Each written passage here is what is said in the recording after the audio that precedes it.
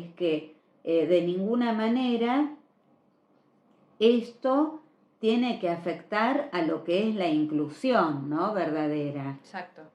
Por un lado, a través del lenguaje es muy importante que todas las personas se sientan incluidas con el lenguaje que uno utiliza al dirigirse al otro. Pero de ninguna manera tampoco es totalitario, ¿no? Exacto. Porque uno puede decirle a alguien, dirigirse con un término que se sienta incluido, abarcativo, según su identidad de género, según su identidad social, pero después las actitudes y las acciones que se toman con esa persona son de exclusión. Entonces, me parece como que todo tiene que estar acompañado, ¿no? Exactamente.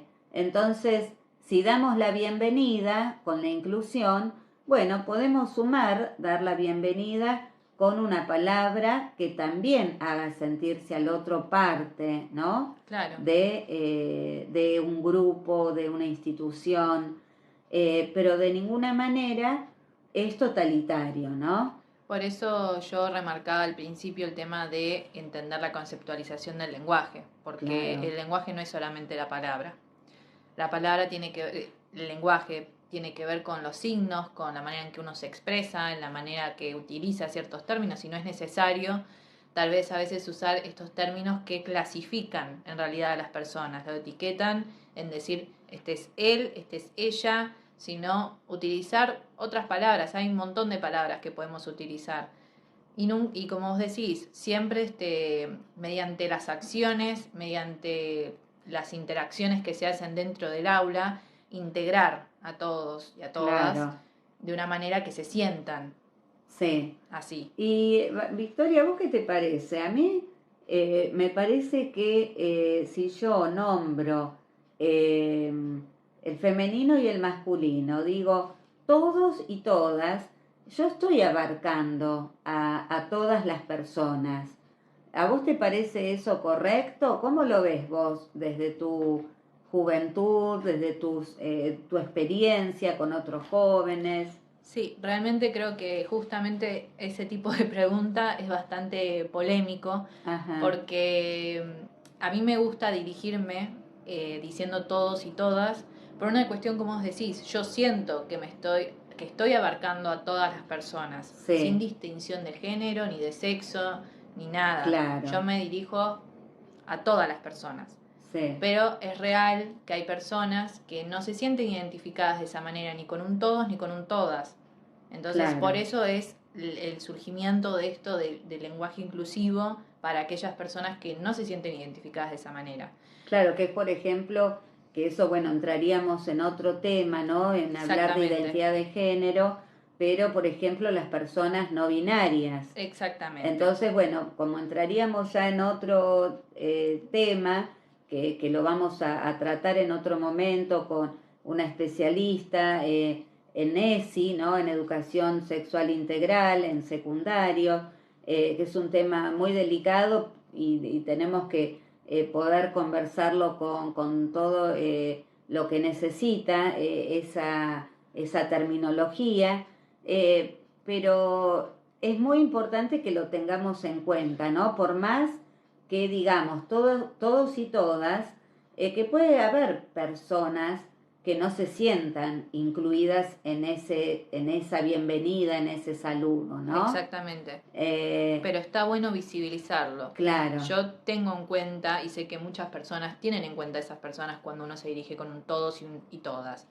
Pero bueno, hay que tener en cuenta que esa persona tal vez no se sienta cómoda con ese término, no se sienta incluida. Como digo, esto también es otra temática, ¿no? Porque tiene que ver con etiquetas sociales, con presiones sociales, con muchísimas cosas que tienen que ver con algo más grande que no es solamente con una palabra. Es verdad, Victoria, sí, tal cual. Ahora yo, vos sabés que siempre cuando hago las entrevistas o charlas formativas en este espacio de docentes inclusivos que yo sé que vos seguís, siempre tratamos de dejar un mensaje para los docentes que siguen, que forman parte de esta comunidad. Y, y yo siempre me ubico, ¿no? Quizás no en los docentes que son jóvenes, que tienen quizás tu edad o hasta los 30 años, que tienen una formación, una vivencia distinta de lo que es este lenguaje inclusivo, de lo que es la identidad de género. No, en mi época, con 55 años y con compañeras docentes que tienen mi edad, alrededor de mi edad y también más grandes, nos rehusamos y no queremos dar el brazo a torcer y cambiar, ¿no? Es como que decimos, no, si siempre fue así y se habló de esta manera, tenemos que seguir hablando con el masculino. Si digo todos, con el todos abarco a todos. Claro. Y los docentes de edad, digamos, ¿no? Es como que no quieren cambiar, no quieren, se aferran a esa forma tradicional, Sí. donde ahí también caemos, ¿no? En esta historia de por qué antes se decía Claro. Todos, ¿no? Sí, y por sí. qué no todos y todas. Y bueno, quizás vos eso lo tenés más en claro, ¿no? Que tiene que ver con una historia, ¿no? Del patriarcado. Exactamente, sí, totalmente. Lamentablemente, toda Latinoamérica, principalmente, bueno, hablando ahora de nuestro país de Argentina, pasamos por mucho tiempo que aún se sigue tratando de derribar el patriarcado, de derribar, no en sí lo que se llama el patriarcado como con toda su palabra, sino con todo lo que conlleva esa historia, con todo lo que conlleva de personas que sufrieron. Entonces, sí, siguen existiendo personas que les cuesta mucho derribar, digamos, esas afirmaciones que creen ciertas y no pueden verlas de otra manera. O por ahí no se lo plantean tampoco, ¿no? Como que no paran y dicen, a ver, ¿por qué? Claro. ¿Por qué se está hablando de otra manera? ¿Por qué se usa ahora el todas y se le suma el todos? ¿Por qué ahora se habla de lenguaje inclusivo? Es como que tampoco se frenan para pensar sobre el tema, ¿no? Sí, claro. Y yo lo que siempre digo, qué importante es que el docente esté siempre actualizado, esté siempre capacitándose, esté siempre al día, porque el mundo va cambiando y la educación en las escuelas, como la sociedad va cambiando, también la escuela tiene que ir cambiando. Entonces, seguro, siempre hablamos de repensar la escuela, ¿no? Ahora hablamos de repensar en una escuela nueva después de que pasamos la pandemia más fuerte en el contexto de encierro, en las casas, ¿no? Donde ahí tuvimos que un poco amoldarnos a esta educación un poco virtual y un poco presencial, sí. Más adelante.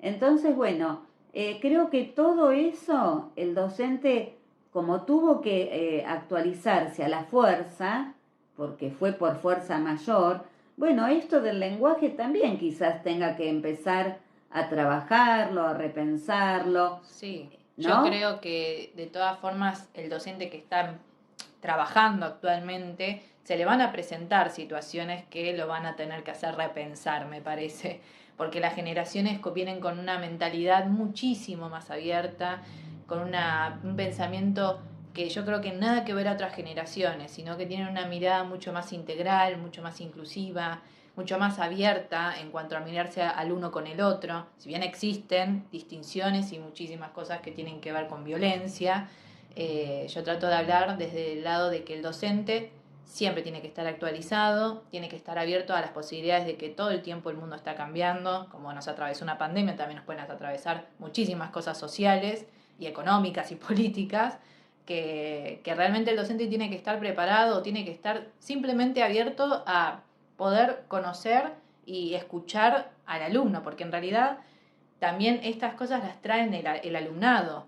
si bien pasan socialmente, las van a traer los chicos y las chicas, lo van a traer en las clases, con las preguntas, o de la manera en la que se dirijan, en la manera que quieran. Con sus vivencias, ¿no? También. Exactamente. O preguntas, dudas, esas cosas van a surgir en el aula, en las clases, y si bien el docente tal vez no esté preparado para darle una respuesta, porque puede pasar, hay que estar abierto, yo creo, a poder analizar esa situación, analizar lo que se le está planteando en su carrera, tal vez, como vos decís, en una persona que toda su trayectoria tuvo una manera de pensar. Va a llegar un momento que ahora con estas generaciones hay que pensar un poco más las posibilidades de tener una mirada integral. La verdad que María Victoria, eso es, me gustó mucho al escucharte esto de que el docente tiene que estar abierto, ¿no? Esto de estar abierto también al cambio, ¿no? Porque tiene que ver con los cambios que va viviendo la sociedad y que el alumno se lo va a hacer saber también. Exactamente. Así que yo la verdad que te agradezco por tu disponibilidad, por tu tiempo y bueno, espero que en una próxima oportunidad podamos charlar nuevamente de este tema o de otros que atraviesan a nuestra sociedad. Bueno, muchísimas gracias por la convocatoria, muchas gracias por el espacio, por la escucha. Es muy importante que nos escuchemos, que podamos hablar cada uno de su posición. Yo quiero aclarar que soy estudiante y la verdad es que todos mis pensamientos tienen que ver con lo que estoy formándome, por lo tanto no son totalmente afirmaciones lo que digo, sino que es una apreciación.